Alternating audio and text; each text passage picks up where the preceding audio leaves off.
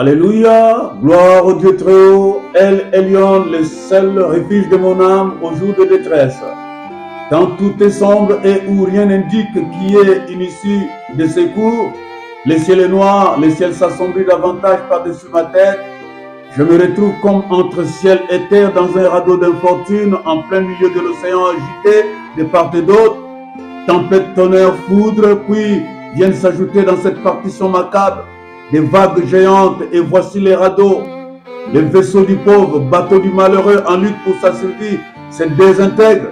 Et puis, plus qu'un morceau de bois flottant que les voraces cétacés prennent pour un délicieux poisson-chat. Je me débat pour maintenir ma tête hors de flots mugissants, et cela sonne comme un cri d'animal en détresse pris dans un piège. Une aubaine pour les prédateurs de l'océan. Les requins marteaux, les requins blancs, seuls face à l'adversité. Humainement, aucune technique de survie, même celle apprise dans une école supérieure militaire, ne permet de croire qu'on peut s'en sortir vivant. Et c'est ici que l'Éternel, le Dieu très haut, dit dans Zacharie, ce n'est ni par la force, ni par la puissance, mais c'est par mon esprit. Zacharie 4, 6. Premièrement, Jairus, le chef de synagogue cerné par des requins. Jairus, chef d'une synagogue juive, est l'une de ces personnages qui a connu certainement l'un des pires cas de détresse dans sa famille.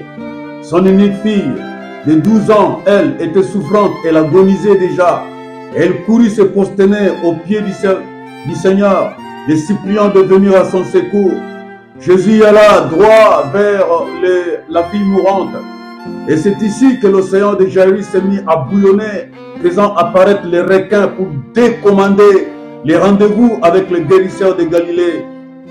Déjà, une foule compacte s'est pressée autour du Seigneur. Puis survinrent des personnes de chez Jairus, disant « Ta fille est morte, n'importune pas les maîtres. » Et c'est ici que Jésus vint renforcer la foi du chef de synagogue.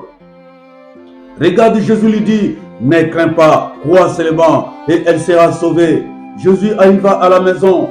Alors, sachant qu'il était en face des personnes non connectées avec la foi en Dieu, il les fit tous sortir. Il prit cependant Pierre, Jean, Jacques, le père et la mère de l'enfant. Maintenant, lisons attentivement la suite des événements qui suggèrent la bataille spirituelle entre la foi en Dieu pendant les épreuves et les tumultes, les agitations qui s'y accompagnent. Luc 8, 52-54 nous dit ceci. Tous pleuraient et se lamentaient sur elle. Alors Jésus dit, ne pleurez pas, elle n'est pas morte, mais elle dort. Et ils se moquèrent de lui, sachant qu'elle était morte. Bien-aimés, vous ne vous imaginez pas les forces invisibles et leurs activités visant à vous rappeler que votre situation est perdue, pourrie. Il faut que vous cessiez de rêver. Votre situation totalement désespérée est irréversible. Voici un cas typique de cette équipe de pleureuses payées pour accompagner la douleur de la famille éplorée qui subitement abandonnèrent leur business de pleureuses pour endosser le rôle de moqueuses. Car la Bible affirme qu'elle s'est moquée de Jésus. Mais il a saisi, lui, Jésus, par la main et dit d'une voix forte, « Enfant, lève-toi » Et son esprit revint en elle. Et à l'instant, elle se leva. Et Jésus ordonna qu'on lui donnât à manger. Les parents de la fille firent dans l'étonnement et il leur recommanda de ne dire à personne ce qui était arrivé. Mon bien-aimé, ne vous inquiétez pas des confusions, des moqueries, des incompréhensions qui rôdent autour de toi. Et comme d'une mer agitée, gardez la foi dans votre situation de détresse. Laissez les agents mandatés par le diable tourner ta situation en dérision. Et surtout, ne lâche pas la prière et la méditation quotidienne de la parole. Par-dessus tout, bien-aimés, n'arrêtez jamais d'exercer votre responsabilité, si moindre fût-elle, dans l'assemblée. Car vos bonnes œuvres sont des repas que vous offrez à Dieu en reconnaissance de tout ce qu'il vous a accordé. La respiration, les mouvements et l'être. Gardez la foi, même petite, comme un grain de sénévé, car c'est cette foi-là qui fera la différence, bien-aimés. Alors, ta récompense est déjà bien emballée ici-bas et là au ciel. Et les pleureuses moqueuses verront, ils se tairont et ils diront certainement que cet homme, cette femme est un ami de Dieu. Voici, bien-aimé, le prophète Nahum nous dit exactement ceci. L'Éternel est bon, il est un refuge au jour de la détresse. Il connaît ceux qui se confient en lui. Nahum 1, 7. Deuxièmement, bien-aimé, retenez bien ceci. C'est que pour nous, les rachetés, nous sommes le matériel didactique du Seigneur de l'univers. Pour les professionnels de l'enseignement, il est entendu qu'un matériel didactique est un moyen matériel ou intellectuel sur lequel on s'appuie pour organiser une activité d'enseignement. Comme le squelette humain, lorsqu'il s'agit de l'anatomie, ou des squelettes animaux, la carte géographique, les arbres ou les fleurs, pour l'étude du milieu de la botanique. Voici le Seigneur qui, pour enseigner aux disciples la puissance de la foi, leur administra une leçon qu'ils étaient loin d'oublier. Il eut faim, il s'approcha d'un figuier, espérant cueillir un fruit, bien que ce ne fût la saison propice. Il fit une déclaration formelle. Jésus fit une déclaration que jamais figue ne naisse de toi. Et le lendemain, l'enseignant par excellence refit le même chemin à l'endroit où se trouvait le figuier. Simon, toujours lui fit une observation. Hé maître, regarde le figuier que tu as maudit hier. Il a séché jusqu'aux racines. Puis Jésus, sachant que son matériel didactique témoignait de la puissance de la parole, dit: ayez foi en Dieu. Je vous le dis en vérité, si quelqu'un dit à cette montagne, ôte-toi de là et jette-toi dans la mer, et s'il ne doute point dans son cœur, mais croit que ce qu'il dit arrive, il le verra s'accomplir. C'est pourquoi je vous le dis, tout ce que vous demanderez en priant, croyez que vous l'avez reçu et vous le verrez s'accomplir. Marc 11, 12, 14 et Marc 11, 20, 24. Cependant, aujourd'hui, nous les rachetés du Christ, nous sommes ces moyens pour démontrer au monde que Jésus-Christ est vivant et opérationnel, il est bien réel. Alors nous sommes exposés comme à la vitrine de ce monde, incompris, haïs, rejetés, livrant bataille sur bataille contre les créatures invisibles et leurs agents, cernés, oppressés, brisés par la solitude. Nous marchons cependant tête haute, rayonnant de joie, chantant des cantiques en l'honneur du roi Jésus-Christ de Nazareth. Le grand roi David est l'un de ces personnages bibliques exposés à des scénarios les plus effroyables. Écoutez, son fils Absalom l'a chassé du pouvoir et s'est permis de outrager ses concubines. Et ses excellents conseillers, les vaillants Achitophel et les grands sacrificateurs Abiatar conspirèrent contre lui. Son fils Amnon commit l'inceste sur sa demi-sœur Tamar. Alors qu'il fouillait Jérusalem à la suite de son pouvoir renversé, Shimei, l'un de ses serviteurs, s'est permis de lui jeter, de lui lancer des pierres et du sable. Au milieu de cette tempête, il fut restauré et tous ses ennemis furent mis en déroute, bien-aimés. Et c'est alors qu'il chanta un de ses cantiques qui dit: le malheur attrape souvent les justes, mais l'Éternel l'en délivre toujours. Il garde ses eaux, aucun d'eux n'est brisé. Psaume 34, 20, 21. Nous sommes le matériel didactique de Dieu, le miroir du monde pour ceux qui veulent ressembler à Jésus.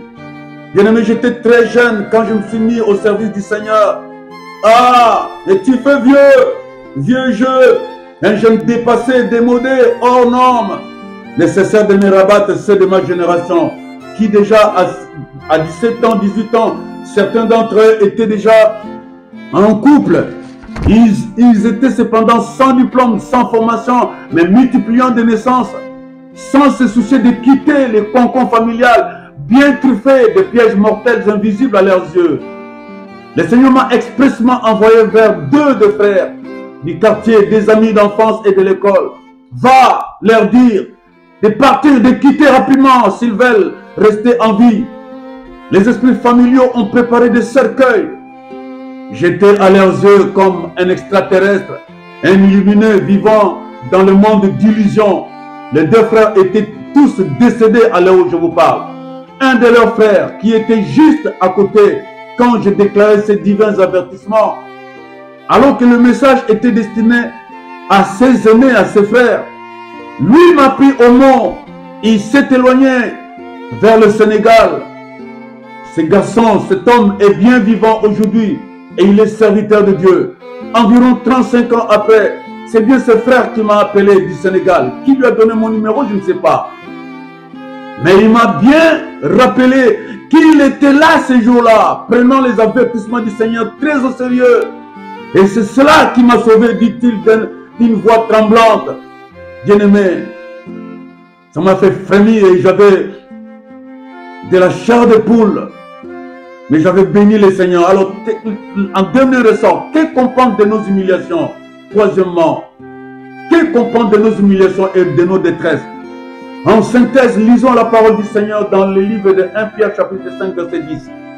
Le Dieu de toute grâce qui vous a appelé en Jésus-Christ à sa gloire éternelle, après que vous aurez un peu de temps souffert, vous perfectionnera lui-même, vous affermira, vous fortifiera et vous rendra inébranlable. 4 verbes d'action.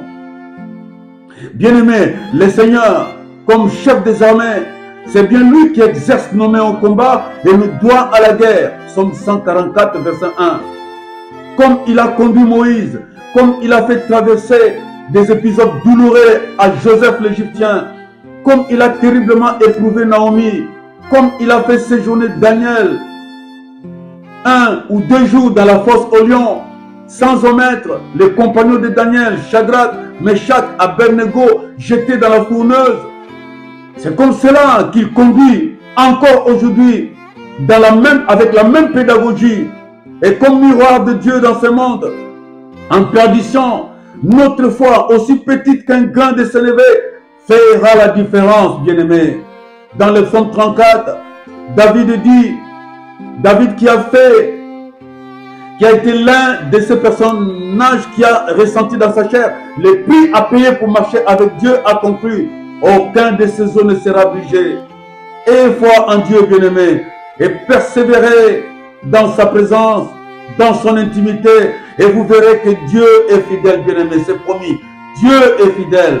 Quatrièmement, pour terminer la prière, je vais prier pour vous, incliner vos têtes. Père Céleste, ils sont nombreux à travers le monde qui sont éprouvés par toutes sortes de désagréments, la faim, le chômage, la précarité. Ils sont nombreux de personnes ici vivant sans papier, sans carte de séjour, vivant dans l'angoisse, dans la dépression, ceux vivant dans la solitude, dans l'attente de la maternité, ceux qui sont éprouvés par des maladies incurables. Père, dites-leur que tu es le fidèle compagnon de ceux qui s'appuient sur ta grâce. Et apporte-leur la solution au-delà de ce que les hommes peuvent espérer, Seigneur. Je les bénis en ton nom, notre Dieu, et je les fortifie leur âme. Dans le nom glorieux de Jésus-Christ de Nazareth, mon Seigneur et mon Maître. Amen, amen, amen. Bien-aimés, la prochaine vidéo dans 15 jours. Que le Seigneur vous bénisse.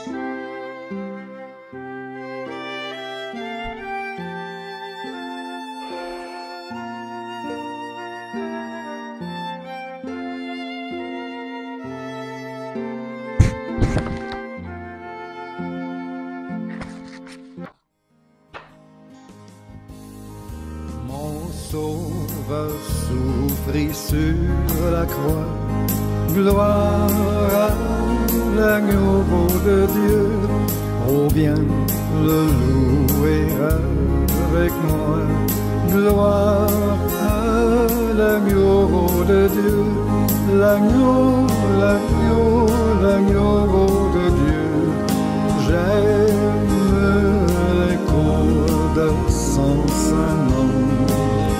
Ce nom brillera sur mon front, gloire à l'agneau de Dieu.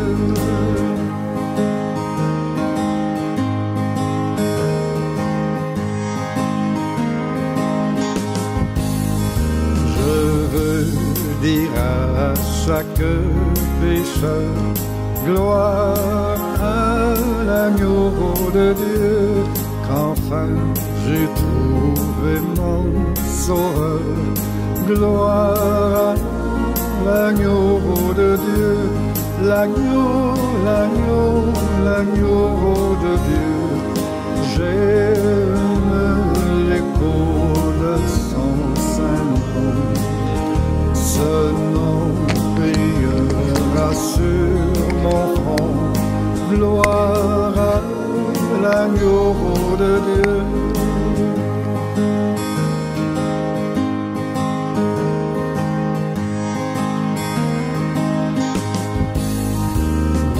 Je veux chanter plein de foi, gloire.